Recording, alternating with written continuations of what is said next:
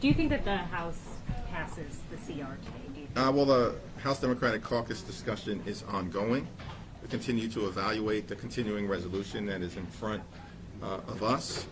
We've made clear that there should be no spending cuts, and we've made clear that there should be no poisonous, political, partisan policy provisions.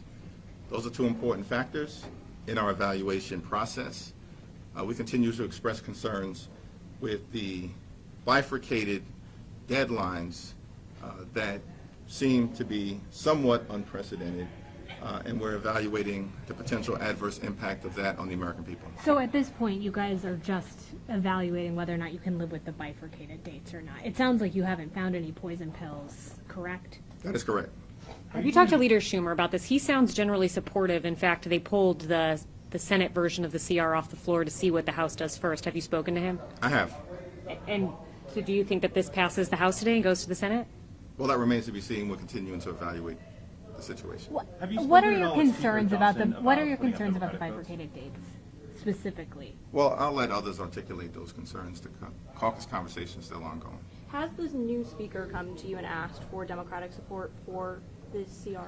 We've had several conversations over the last few days, but I'll keep those conversations private. How important is it to Democrats to keep the government open? It's extremely important to keep the government open. In fact, that's been a Democratic principle from the very beginning of this Congress. The government is open right now because Democrats provided the votes to avoid a government shutdown. We stopped a catastrophic default on America's debt for the first time in American history because Democrats provided the votes to make sure that we avoided extreme MAGA Republicans crashing the economy.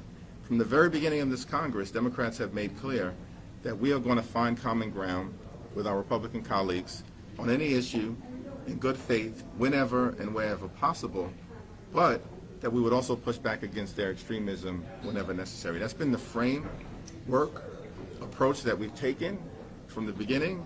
That'll be the lens through which we evaluate the continuing resolution today. Is Speaker Johnson just going to have to wait and see what happens on the floor? I expect that we'll have one or two more conversations in the next few hours. By definition, Who? because this is moving under suspension, a large number of Democratic votes are going to be needed to put it over the finish line. Do you believe that enough Democrats would be able to get behind this to send this to the Senate? Stay tuned.